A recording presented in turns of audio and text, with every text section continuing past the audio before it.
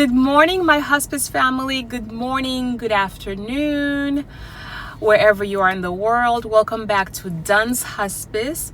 My name is Dawn, and I shall be your hospice extraordinary nurse.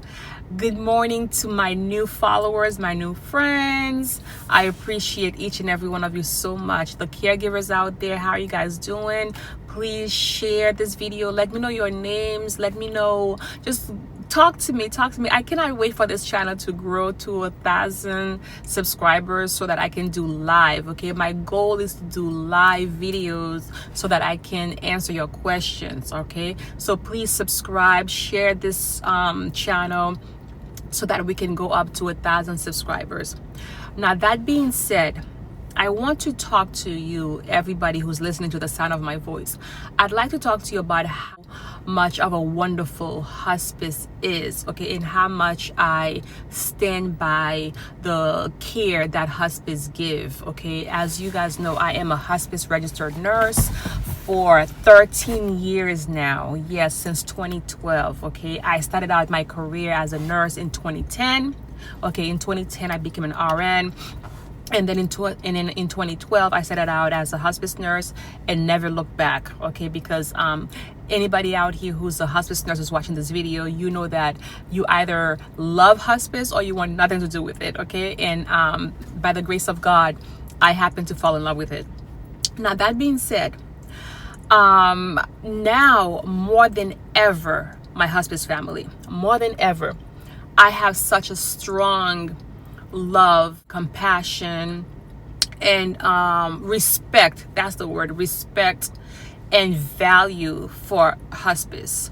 And that's because recently, and I believe I said it in the previous video, I had to put my father, my hero, my father, under hospice care.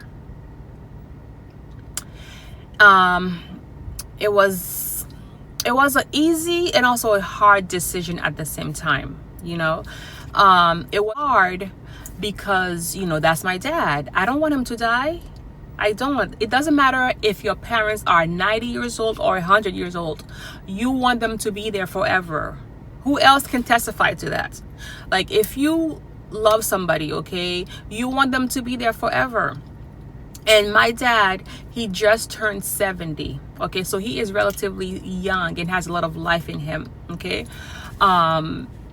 but you know, he became ill. My father became ill, and I will share in another video more about his illness. Okay, like what kind of diagnosis he has, and I will do a video about that. So please subscribe, hit the notification bell so that you'll know each time I upload a video. Okay, so stay tuned for that video.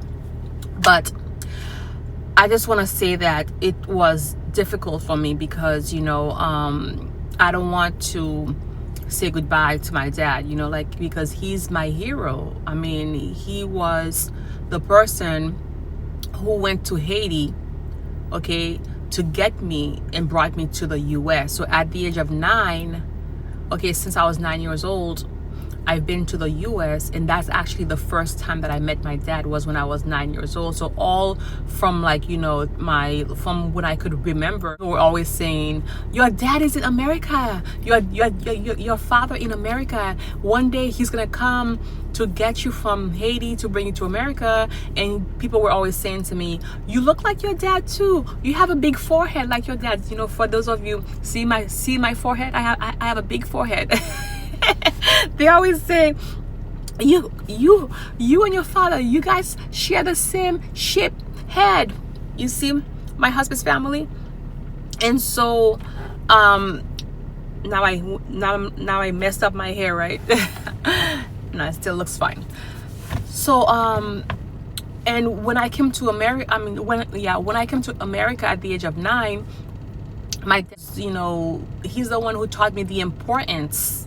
My dad taught me the importance of, you know, having an education, of staying in school, of getting good grades. Because he said to me, and I'll never forget this, he said to me, my daughter, okay, I'm not a millionaire, I'm not a rich man, your mom is not a rich woman, So if you want to make something, okay, if you want to become somebody in life, you must get A's and B's, mostly A's, no C's, and get yourself a full scholarship to college, to put yourself through school.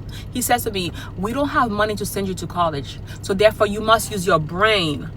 You must use your brain, your mind, to get yourself to school. And I'll never forget that. And since I was 9 years old, I kept that. Okay, I put myself through school. Okay, I had a full scholarship to Boston College. I remember I would be falling asleep, okay, with the book literally on my, on my chest, my head, and my mom would come to take the book. My mom would come and take the book away from me because I would fall asleep with the book on my chest. So, and then, my dad, although him and my mom, were not together, he would come to pick me up every Friday. I remember mostly every Friday, he would come to pick me up from my mom's house, and we would have a date. He would take me to these fine restaurants, fine dining places. Okay, so it's because of my dad that I enjoy going out. I enjoy the finer things in life because he introduced me. And whenever he would have a company's party, like a Christmas party at his company or any outing, he would take me as his plus one. We would go to weddings together. It's like, so I am the only girl, and I have 5 brothers from my dad's side. So you guessed it, I'm daddy's little girl. So it's really, really hard. Okay, this is really, really hard for me. But I'm so glad that, he has me as his healthcare proxy, okay, as his daughter, who's making sure that the last, few months or however long God has him on this earth is going to be the best for him. I don't want him to be suffering. No suffer. We are managing his pain. Okay. So that brought me back to the best thing, and that's hospice care. So that's a very, very good decision, putting him under hospice care. Okay. And I must say that I have, like I said, I have such good respect for hospice because he's nurse and we've become very close. We talk at least twice a week, okay, to give me updates about him. Just today, I got a phone call. And also, just to let you guys know too, my father and we are in 2 different states. He's still up north in Massachusetts, and now I currently live down south.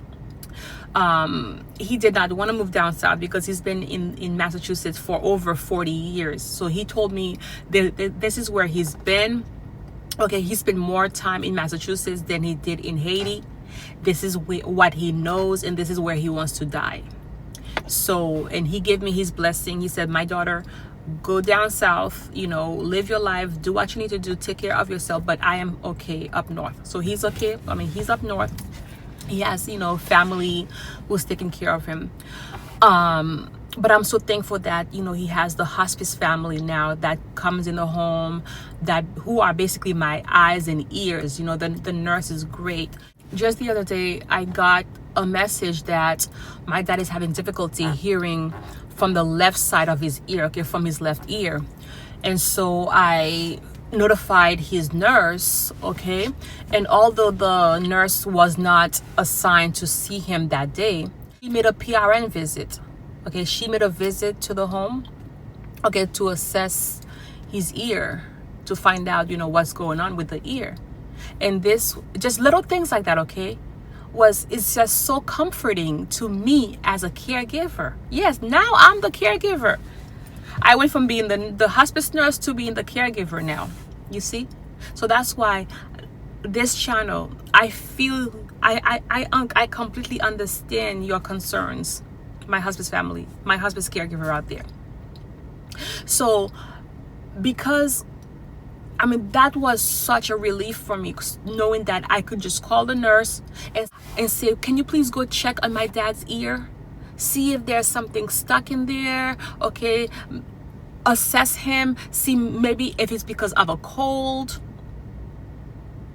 And so rather than me having to, call his doctor's office, take him out of his home to go to the doctor's office, and my dad now, he's not steady on his feet. He's a high fall risk.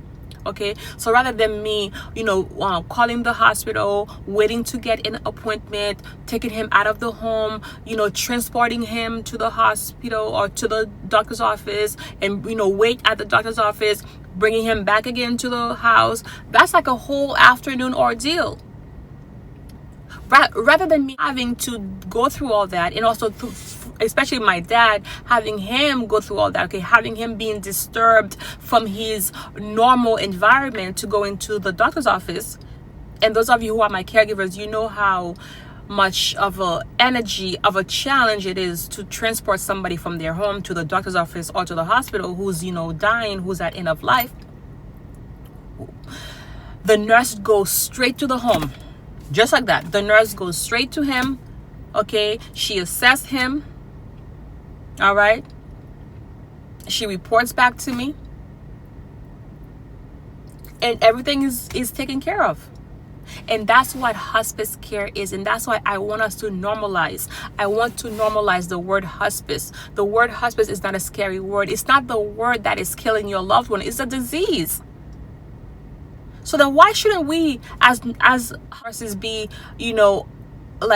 why should we be like, oh, don't say the word hospice, don't use it? No, I want people, when people hear the word hospice, they say, yes, at least I know that person is taken care of. That person is being respected, is being taken care of, is, being treated with compassion, with dignity, is having his needs met, her needs met.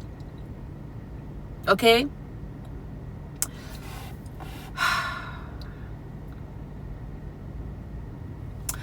So that's what I wanted to share, my hospice family. Please comment, share, like this video. Let me know if you are a caregiver and who's taking care of a loved one, okay? And you're thinking about hospice, but you're not sure. Reach out to me. Comment, go onto my Instagram, my TikTok, okay? My YouTube, my my webpage, okay? DunsBeautifulpeople.com, www.DunsBeautifulpeople.com. I'm gonna put it out here, okay? Reach out to me. I am here for you. I am here for you, okay?